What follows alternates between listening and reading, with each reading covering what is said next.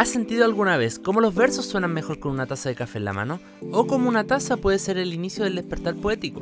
Hoy, en Pluma y Poder, Mujeres Literarias en Acción, te llevaremos a recorrer el mundo lírico con una extraordinaria poeta en el brazo cálido y artístico de Bat Yo Café. Un rincón rebosante de la magia entre la vida y la poesía, donde nos sumergiremos en una conversación íntima sobre el fascinante universo de la creación poética. Un arte que se asemeja al aroma del café recién molido, una experiencia breve que se despierta los sentidos y acaricia el alma, y que, en el auge de la modernidad, a veces se encuentra en la penumbra, siendo eclipsado por otras formas de expresión. Con una taza de café en la mano y una invitada excepcional, te animamos a adentrarte en una perspectiva única y cautivadora sobre el milenario arte en el panorama poético de Chile. Atención, estás a punto de ver un ciclo de entrevistas a grandes escritoras y editoras chilenas. Con un gran trabajo literario en Chile, y que no han temido demostrar con su conocimiento que saben de escritura y edición. Porque cada una de ellas tiene Pluma y Poder, Mujeres Literarias en Acción. Presenta Leo Independientes. Hola, bienvenidos y bienvenidas a un nuevo capítulo de Pluma y Poder, Mujeres Literarias en Acción. Hoy nos encontramos en Bat Yo Café junto a nuestra nueva invitada Margarita Bustos. Ella es docente, poeta y gestora cultural, diplomada en escritura creativa y magíster en género y estudios culturales. Ha participado en diferentes encuentros literarios nacionales e internacionales, impartiendo talleres de creación literaria para jóvenes en colegios y bibliotecas y centros culturales. Actualmente realiza talleres literarios de escritura creativa, poesía y memoria, feminismo y disidencias sexuales. Bienvenida, Margarita, ¿cómo estás? Bueno, contenta de estar en este espacio, agradecida del equipo de Leo Independientes y de este proyecto que están realizando desde la escritura de mujeres, desde quienes participamos de alguna manera dentro de todo el proceso de la cadena del libro y en esta relación entre escritura y fisurar un poder heteropatriarcal. Sí. Bueno, de eso vamos a hablar un poquito más adelante. Luego de esta pequeña introducción de Margarita, nos gustaría que para comenzar nos contara un poquito sobre ti, de tus publicaciones y bueno, en ese sentido tenemos un poquito de entrevistas y en primer lugar, ¿cómo es que te interesaste por la literatura y por ser escritora? Llegué a la literatura, primero podríamos decir de manera más intuitiva y desde el oral. Mi bisabuela me contaba historias, leyendas, pero sobre todo me enseñaba poemas que después de que ella no está en este plano material he buscado, pero que al parecer, correspondían como a ese espacio territorial, como a su aprendizaje. Y desde ahí primero, así como el gusto por la poesía. Crecí en una casa donde casi no habían libros por un tema de barrera económica. Hoy en día uno da un clic y puede descargar un libro o linkear o que alguien te lo envíe, pero a fines de los 80 y aún en dictadura y en provincia no circulaba, no había librerías en la comuna donde yo vivía y en la región. Y como digo, en mi casa tampoco, entonces más que nada era de esa aproximación oral de lo que uno accedía en el colegio. Puedo decir que tuve la fortuna de que en mi colegio había una biblioteca abierta, aunque en esa época no existía el concepto de los CRA, y una biblioteca abierta donde en el fondo un poco la nerd que era amiga de la bibliotecaria y que podía bucear sin que me dijeran no, pero este libro quizás no es para tu edad o te aconsejo esto otro, sino que solo desde la portada que me llamaba la atención, desde lo que decía la contraportada, y pasaba muchas tardes en lugar de hacer deporte en la biblioteca. ¿Te saltaba educación física? Sí, de hecho no hice desde octavo básico, yo creo que por eso no crecí mucho de estatura, sí. Oye, pero igual es súper impresionante como ahora en la actualidad uno puede, como tú muy bien decías, apretar un botón, leer un libro, y en esa época era súper restringido el acceso a la literatura chilena. latinoamericana Latinoamericana en también. general, Sí, como claro. que en la biblioteca había mucho más de literatura universal, hago así con todas las comillas, esa universalidad occidental, colonialista, pero que también, por supuesto, aunque le demos esas marcas hoy en día, en ese momento también nos ha aperturado otro imaginario. Claro, claro. Oye, ¿y de dónde nace tu faceta como poeta? ¿Y por qué decidiste irte por este género? Eh, bueno, posteriormente, como mencionaba, como la conexión con mi bisabuela, que ella crió fundamentalmente a mi papá, y mi papá muere cuando estoy en la preadolescencia y empecé a escribir textos que después, cuando uno estudia literatura, te das cuenta que está clasificado dentro de un género y, y en realidad como las posibilidades del enunciarnos como mujeres, del habitar nuestro territorio cuerpo y cuerpo social a través de la letra, nos están siendo enunciadas permanentemente por un sujeto universal masculino y como lo plantea el Sexus, por ejemplo, a quien admiro mucho, me hacía sentido, o sea, como en el fondo desde una aproximación, diríamos, más intuitiva, pero después más racional, me resulta natural habitar desde ese lugar connotativo de las poéticas. Wow, wow. Entonces, bueno, igual es súper fuerte perder a tu figura paterna durante la adolescencia, porque uno al final y al cabo se queda sin esa figura y igual un poco complejo, pero es súper interesante que a partir de ello comenzaste a desarrollar tu gusto por la escritura y llegar a lo que eres ahora. O sea, ¿consideras que eso fue el punto, como el evento nexo que se le llama, o el evento canónico como se le dice ahora en la actualidad, que fue lo que te llevó a escribir? Eh, sí y no, uno y lo otro. Sí, no, a todo. Sí, sí, porque después, bueno, estudié literatura española e hispanoamericana en la UCB, la Católica del Paraíso, y conociendo otros géneros podría haberme desplazado hacia el ensayo, de hecho, que siempre me ha interesado mucho, pero más que nada como lectora. Me resulta bimbante, escribí algunas cosas, pero como después en el magíster, pero como que no seguí por esa línea. Más que nada sigo ahí habitando como lectora que como desde mi propia escritura y, y sí anido en la poesía porque además después fui descubriendo que diríamos dentro de los géneros y sus porosidades, porque además hoy en día afortunadamente hay mucho cruce y porosidad en estas clasificaciones que nos parecían antes casi inamovibles. Claro.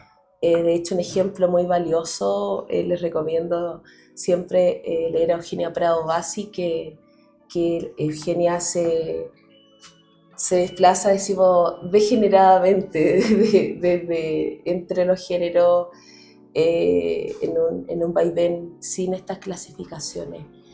Y podemos encontrar en sus libros todos estos géneros y a la vez en ninguno si nos ponemos categóricos ahí a clasificar.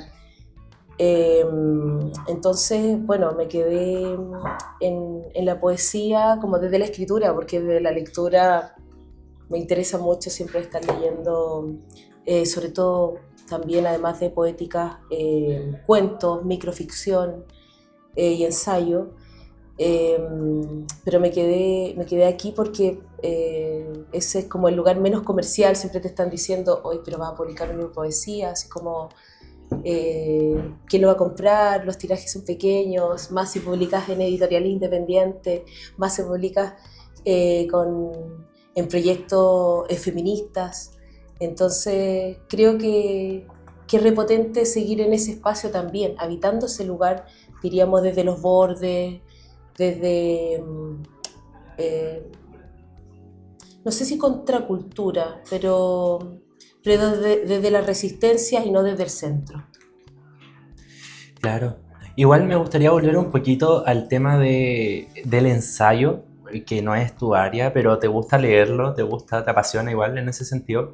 Y yo me recuerdo mucho a una profesora que tuve dentro de la universidad que nos enseñó ensayo periodístico, que es algo que está desapareciendo ahora en la actualidad. A mí me ha costado mucho encontrar diferentes ensayos de esa calidad, de ensayos periodísticos como tal, pero igual es interesante cómo te desviaste de ese camino de ser escritora de ensayo a llegar a ser escritora de poesía. Pero bueno, siguiendo, para no desviarnos un poquito más, porque quería tocar ese pequeño tema, ¿cómo es tu proceso creativo al escribir poesía? Bueno, las cocinas literarias. Eh,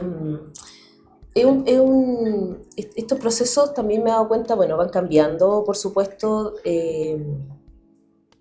nutriéndose no solo de las lecturas de otras compañeras, nutriéndose y compañeros y compañeres, nutriéndose de los encuentros literarios, de los festivales de poesía, de las experiencias también de tomar un taller, de realizar un taller de escritura creativa de análisis o de creación específica en base a ciertas temáticas. Todo eso creo que va en un collage dialogando también con nuestras imagenéticas, cómo deconstruimos nuestros imaginarios lectores que están determinados también, como dije, imagenéticas por los imaginarios lectores de nuestras familias, con quienes fuimos desarrollando el lenguaje, de lo implantado ferozmente por los sistemas educativos, y cómo luego encontramos otras posibilidades y tensionamos nuestra letra y nuestra escritura. Yo creo que todo eso converge en mi proceso escritural. Uno aprende mucho cuando imparte un taller, no solamente por la investigación y la planificación previa, sino que lo que sucede en ese instante, ya sea presencial o virtual, con quienes participan y los aportes y las tensiones que se producen, las discusiones cuando se aperturan en base a las múltiples interpretaciones que hacemos de los textos de otros y otras y otros en esas escrituras. Y bueno, siempre es fundamental Margarit Duras, y viendo el ensayo, que tú, por ejemplo, si que tiene un libro fabuloso, Escribir, que también recomiendo ir a él, y este proceso íntimo. Muchos solamente se quedan en la palabra solitario, pero íntimo de la escritura, que tiene varias etapas, que quedan muchos textos ahí que uno a veces los retoma o a veces creemos que no los vamos a retomar nunca, y algo nos cataliza a volver a ellos y a remirarlos y quizá a veces decir, bueno, voy a trabajar esto para un libro. Y yo podría señalar ahí también que con los tiempos y con lo complejo que es que uno labura jornadas a veces laborales de varios años, 44 horas. En mi caso, muchas veces la escritura y ese paso solitario es siempre nocturno, de madrugada, y a veces vinculado sobre todo a los veranos, a las vacaciones. Hay que aprovechar al máximo el tiempo para poder escribir y desarrollarse. Y claro, en ese sentido de que tú me comentabas que cuando uno escribe deja de lado alguna escritura, algunos textos que deja para algún futuro, si es que dice lo voy a retomar, no lo voy a retomar, pero no sé, al menos a mí me sucede que a veces dejo también algunas escrituras, algunos, no sé, pensamientos que se me van ocurriendo durante el día. Y no sé, durante mi vida puede pasar X cosas que vuelvo a ellos para poder, no sé, sentirme mejor en ese sentido y poder seguir adelante. No sé si eso también te pasa. De todas maneras, o no sé, la sobresaturación de información con los medios, me pasa mucho con el cine. El cine para mí también es un espacio como impulsor y catalizador de intereses, de temáticas, de estéticas también, que a veces que llevó a la escritura. Claro, Sí. los medios audiovisuales son súper importantes en ese sentido para poder inspirarse. También me sucede demasiado. Y también la música también te sirve para poder escribir y desarrollar, o no. Eh, Apasionante de la música. no soy tan melómana, me gustaría Ah, serlo porque, bueno, tengo amigas poetas que son melómanas maravillosas y que siempre ahí me están mostrando, mira, conoce este trabajo, este músico, este disco, pero yo diría que tengo una relación mucho más estrecha con el cine, ya.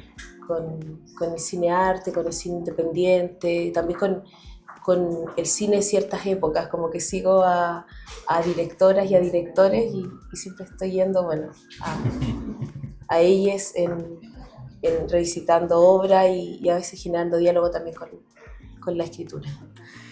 Y nos vamos a devolver un poquito. Eres poeta y docente. ¿Cómo mezclas ambos roles? O sea, nos referimos a que cómo la poesía influye en tu docencia y cómo tu docencia influye en tu poesía, de alguna forma. Mira, muy buena pregunta, porque además dentro de la entrevista, fíjate que creo que es la primera vez que me lo preguntan y uno espera así como esa relación. Generalmente es solamente como hablar de la cocina literaria o centrarse en eso. Y, y en este diálogo, en esta influencia,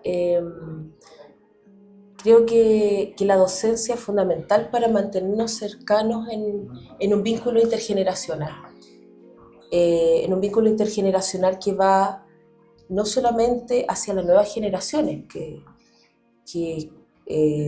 trabajé varios años en colegios, en enseñanza media, pero bueno, hace varios años ya también trabajo en la Universidad de Chile, aunque ahí mi rol está más que nada en gestión, en investigación y la docencia está vinculada a un curso específico de disidencias sexuales y de género. Eh, También posibilita el diálogo intergeneracional con las maestras que nos han aperturado la posibilidad de la letra, la posibilidad no solo de lectura, sino que de seguir fisurando un canon heteropatriarcal, cisnormativo, y que si bien creíamos que a partir del Mayo Feminista o a partir de todo este despertar social de 2019 estábamos avanzando, también vemos una serie de resistencias, sabemos que a mayor visibilidad también aparecen mayores violencias y formas de cooptar y los neofascismos están encima también. Y por lo tanto una serie de prácticas que pretenden que retrocedan los derechos de las mujeres y las disidencias en este sistema. Todo esto converge con la docencia, porque desde los lugares de enunciación que construimos codocencia, diría yo, siempre, no, ya sacudamos esta idea del Magister Vixi, de que hay un sujeto que viene a iluminarse al aula, no, para nada. Entonces hay un aprendizaje, está cada vez con más fuerza los diálogos transdisciplinarios, y en esto de la transdisciplina también nuestros feminismos interseccionales permeando, ojalá, desde los territorios a la academia y desde la academia hacia los territorios. Y en ese sentido, por supuesto que se alimenta también la escritura, se nutre de ello, en este caso, mi poesía. Qué bonito. De hecho, es que claro, el tema de esa comunicación generacional que se va realizando al realizar la docencia, porque uno empieza a interactuar con personas jóvenes o personas también de otros tipos de edades que te sirve para poder desarrollarte más dentro de tu propia literatura, como bien decías.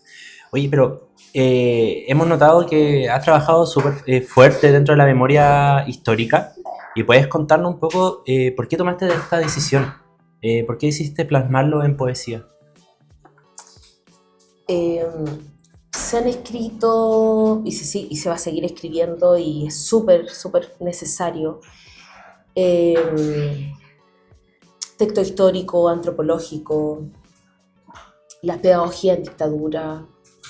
Hay libros valiosísimos que se han publicado ahora en este contexto de los 50 años del golpe cívico-militar, del golpe empresarial, que fracturó este país, esta herida profunda, y habitamos y pisamos un cuerpo social y un territorio en trauma. Y desde dónde enunciar, en este caso, para visibilizar a las mujeres detenidas, desaparecidas en dictadura, porque todavía hay una serie de discursos, y lo hemos estado leyendo, viendo, escuchando, que hablan permanentemente de los detenidos, y deberíamos, ya sacudiendo un poco esa idea, deberíamos hablar de las personas presas políticas, de las personas ejecutadas, de las personas exiliadas. Hubo, bueno, tampoco vamos a cambiar el lenguaje de la época en un lenguaje binario, hombres y mujeres, en dictadura y las resistencias, pero las mujeres no solamente estuvieron resistiendo, buscándolas, sino que también militaban y también fueron desaparecidas. Entonces, desde ahí, como feminista, me interesaba conocer más en profundidad lo que había pasado con las compañeras y llevarlo desde un registro poético, quizás para entrar desde lo sonoro, lo audible, a lo que estaba ocurriendo. Ahora, tantos centros de tortura, tantos espacios, y en este caso me focalicé específicamente en la casa José Domingo Cañas, el cuartel Ollagüe. Todas estas casas tenían otros nombres, y desde el cuartel Ollagüe, bueno, algunas compañeras están acá en diálogo. También pasó porque me topé con un libro de un historiador donde hablaba de las mujeres de la casa José Domingo Cañas, pero en un lenguaje más que de visibilidad, de borradura, diríamos, como no entraba a su historia, a lo que pasó en vida. O sea, también nos quedamos mucho con esta idea solamente del último minuto, de cuando fueron apresadas, torturadas y muchas lanzadas al mar, y nos olvidamos de las vidas potentes que llevaban, de los liderazgos que ejercían también, de ese proyecto comunitario país que había, de la alegría y del proyecto de la Unidad Popular. Entonces, bueno, desde ahí intenté dialogar, y se llama Desde la herida este libro, que habla de ello, porque estamos en una herida que hay que asumir, que hay que mirar todas estas capas que aparecieron ahora también. Por eso las formas de represión tan cruentas, de cegar a 470 y tantas personas, de apremio legítimo, de desaparecer a 30 y tantas personas también, en el contexto de octubre a enero, fundamentalmente, 2019, inicio de 2020. Se repiten estos ciclos, y porque no hemos mirado la herida país. Tremendo, de verdad, tremendo todo lo que me estás contando, y claro, es súper complicado, y igual es súper difícil no negar el vocabulario, el lenguaje que existe de mencionar los detenidos desaparecidos en vez de llamar a las personas desaparecidas, porque ahí estamos yéndonos a un punto más patriarcal en ese sentido, porque estamos hablando solamente desde el punto de vista desde los hombres, sino que igual mujeres desaparecieron en esa época, y no sé, impactante, no tengo más palabras de eso. Bueno, continuando con las entrevistas, después de esta buena conversa que estamos teniendo. Oye, Margarita, como poeta y académica, ¿cuál crees que es el aporte de la poesía a la comunidad chilena?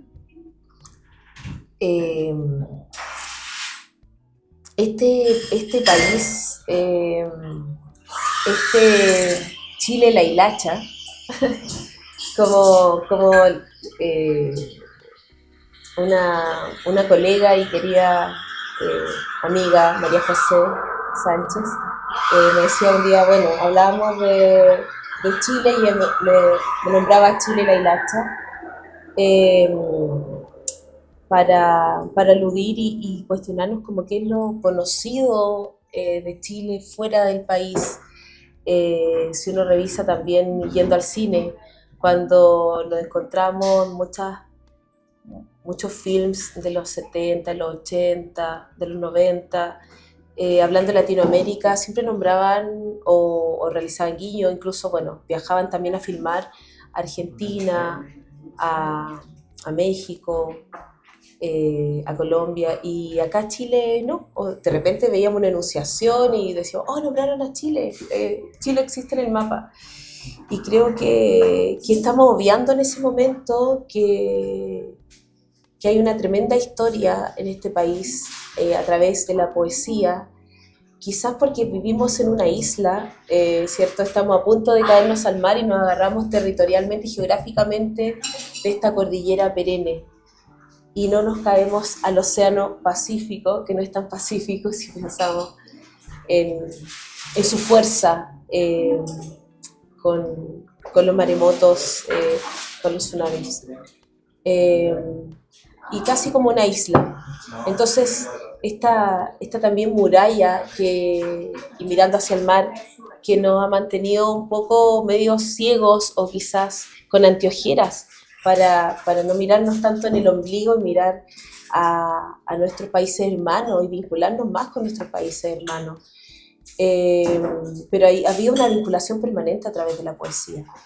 Y no solamente con nuestros dos grandes premios Nobel, con Gabriela Mistral y Pablo Neruda, y pensando en que Pablo Neruda ahora se cumplieron 50 años también de su fallecimiento, y de lo que significa no solamente una muerte por cáncer, que era el diagnóstico, sino que también todas las investigaciones que evidencian que fue asesinado.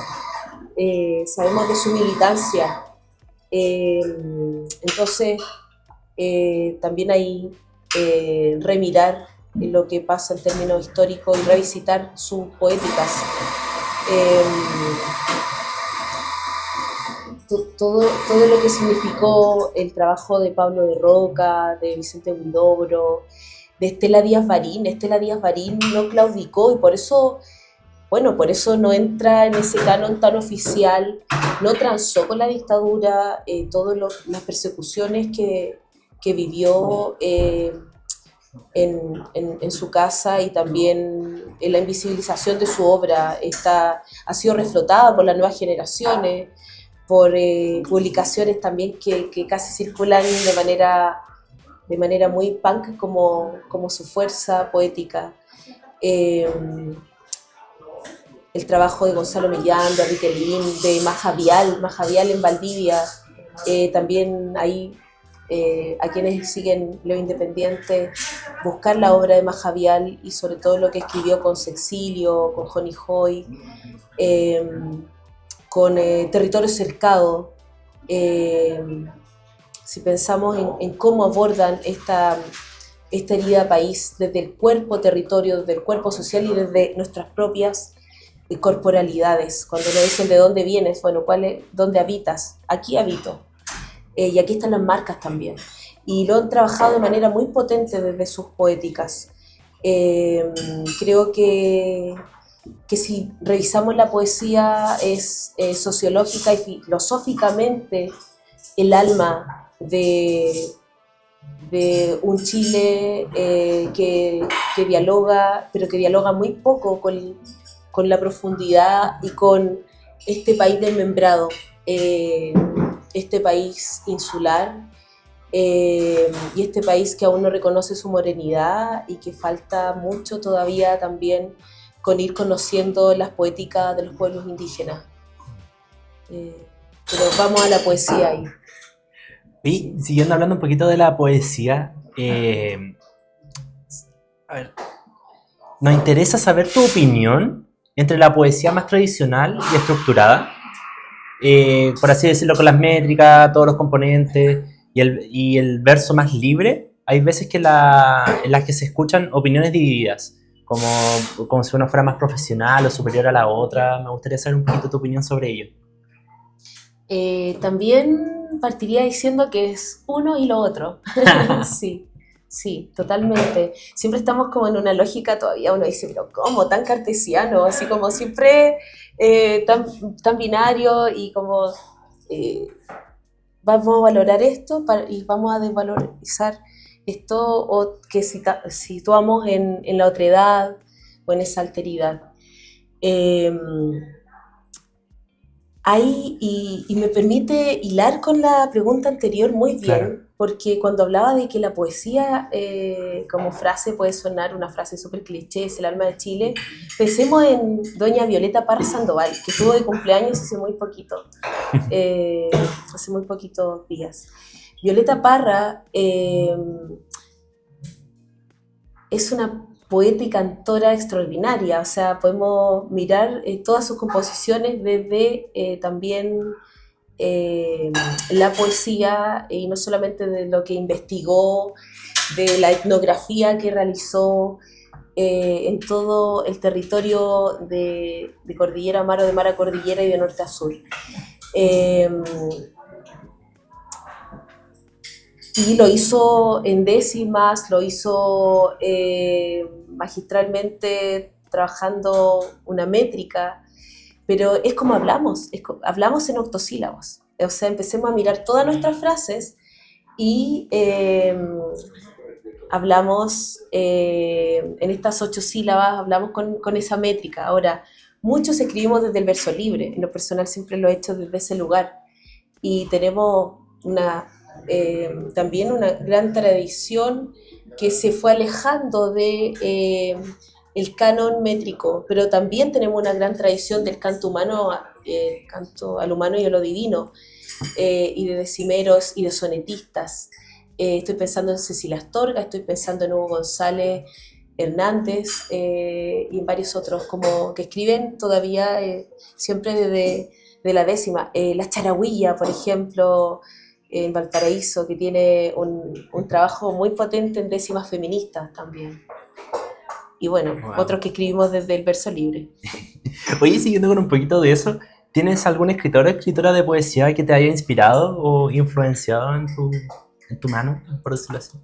Muchas compañeras y algunos compañeros.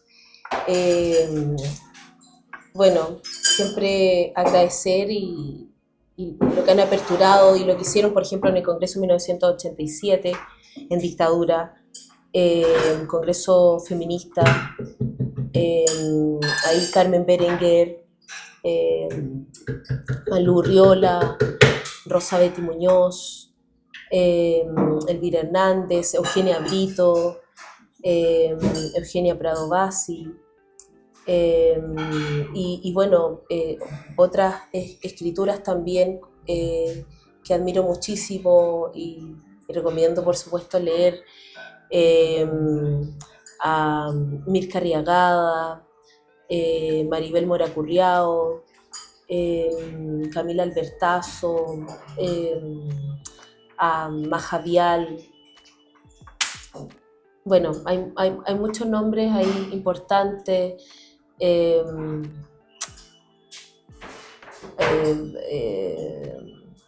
A Ernesto González Barnert, a Marcelo Belmar, entre otros y otras.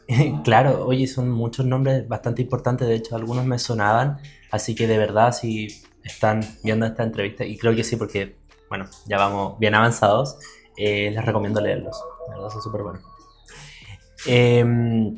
Siguiendo con un poquito con el tema, ¿qué esperas que las lectoras y lectores encuentren dentro de tus escritos?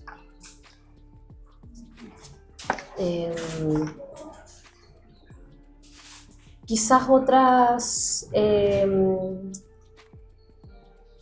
imagenéticas, cuando digo otras me refiero a esos bordes un poco fuera del canon, de lo habitual, de lo que circula muchas veces, de lo que nos hacen leer en los procesos educativos, en los procesos de escolarización o de lo que nos hace leer, porque lo que nos muestran que está ahí a la mano o nos referencian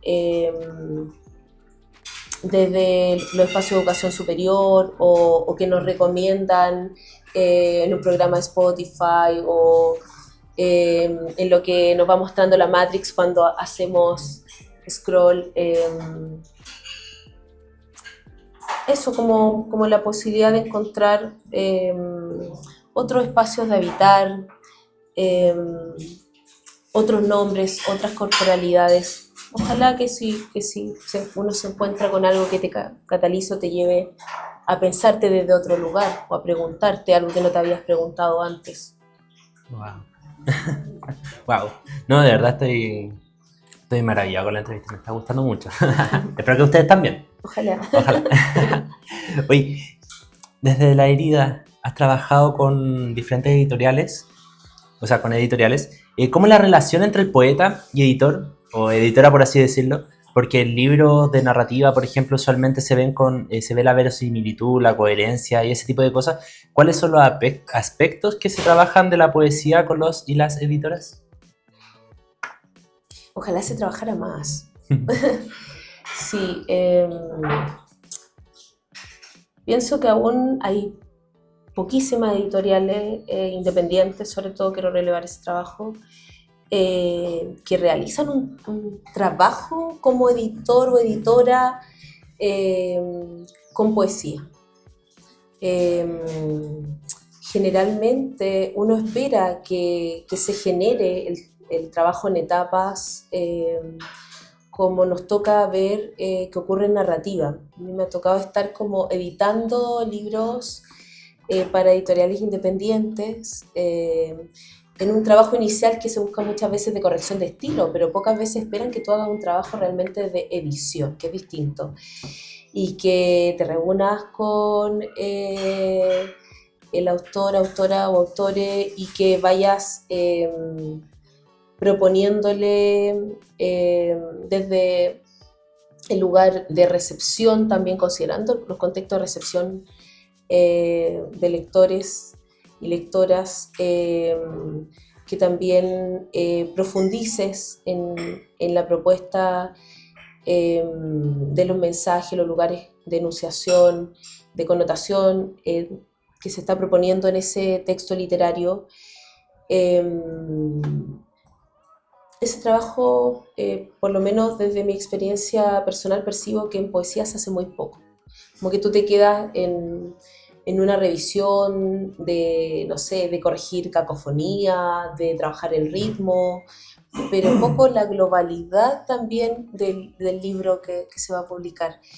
Y me ha pasado, bueno, que los libros que he publicado más que nada como se centran en, bueno, cómo hacer la portada, a quién le vamos a pedir a alguien que escriba un prólogo o no.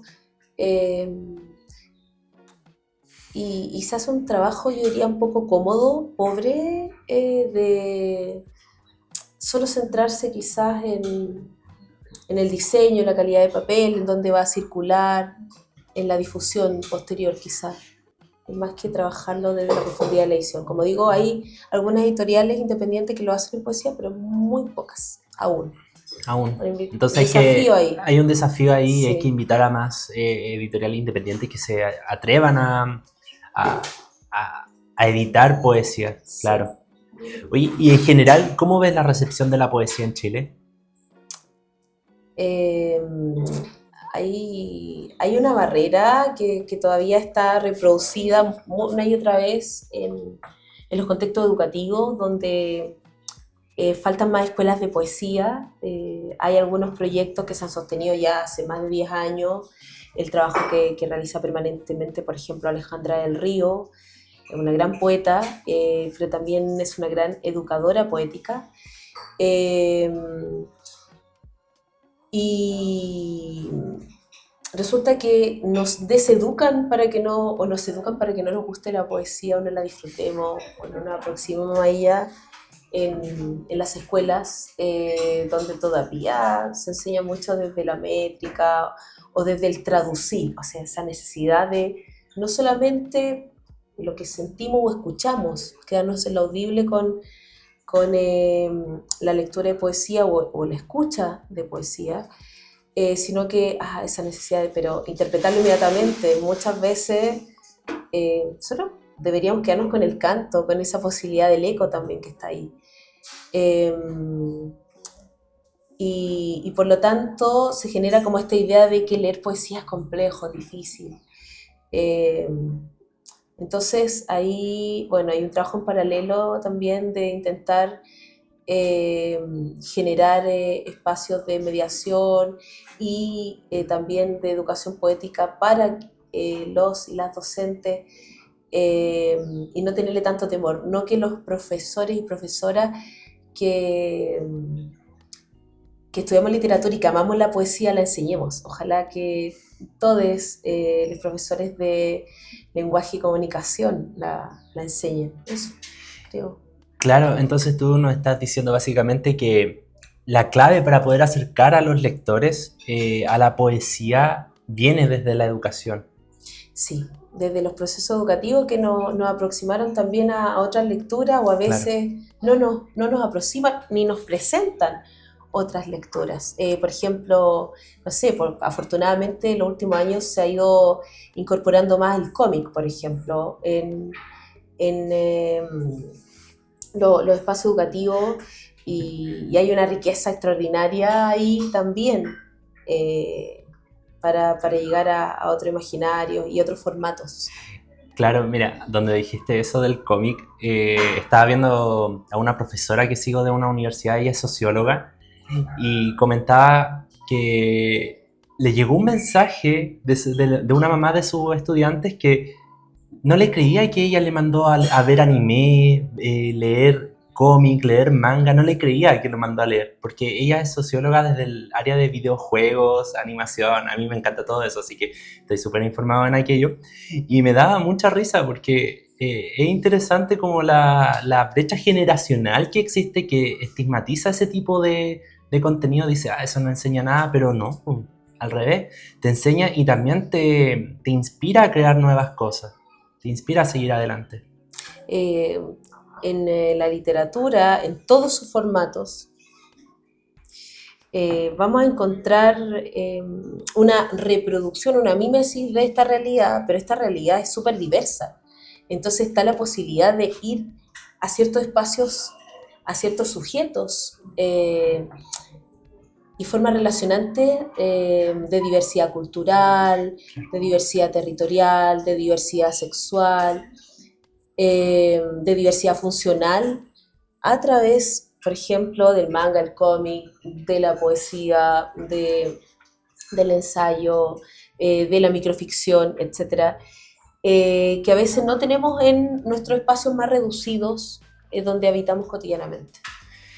Claro, hoy se nos está acabando el tiempo. No, qué penita. Pero ya nos estamos acercando al cierre de esta gran entrevista. Y bueno, por último, ¿hay alguna novedad que nos puedas comentar? Sí, siempre hay novedades. Bueno, estoy trabajando ahí 2 libros que los tenía hace rato y necesito cerrarlos, o por lo menos uno de ellos, pero hablando como de las dificultades del tiempo laboral, el tiempo de la escritura y el tiempo para la gestión cultural también. Pero bueno, espero cerrar uno de ellos y que salga publicado el próximo año, ojalá en el primer trimestre. Y bueno, vamos con algunos compañeros y compañeras poetas a un encuentro latinoamericano, el 27º encuentro latinoamericano de poesía en Zamora, Michoacán, en México. En unas semanas más estaremos ahí junto a otras poéticas, en esta posibilidad del encuentro, de lecturas, de aproximaciones relevantes, donde también viajan los libros por mano, los llevamos y traemos, y conocemos a otros y otras poetas contemporáneas latinoamericanas, que no llegaríamos quizás de otra forma a leerles y a que nos lean también. Hoy, qué genial, no sé, ahí se genera un encuentro con nuestros hermanos latinoamericanos y de verdad va a estar súper interesante eso. Me gustaría ir. Ahí me lleva la maleta. Sí, ahí vamos a ver cómo. Oye, de verdad, muy buena entrevista, lo pasé súper bien. Bueno, ya lo saben, estén atentos a las próximas novedades y el gran trabajo de Margarita Bustos en sus redes sociales, que son... ¿Cuáles son sus redes sociales? Facebook e Instagram. En Instagram, Margarita Bustos Poeta, y en Facebook, Margarita Bustos Castilla. No Twitter. Tuve Twitter, terminé de gastritis a úlcera y No, me apasionó mucho, entonces alejamos. lo cerré. Sí. Buena decisión. Sí. Bueno, para que vayan a seguirla en sus redes sociales. Y Margarita, de verdad, muchísimas gracias por estar acá presente. A mí me encantaría volver a entrevistarte porque me quedaron muchas preguntas más dentro del bolsillo. Así que muchas gracias por darnos tu tiempo, darnos la oportunidad de poder conocerte a ti y a tu trabajo. Y nos vemos en un próximo capítulo de Pluma y Poder, Mujeres Literarias en Acción. Un proyecto financiado por el Fondo de Medios de Comunicación Social 2023.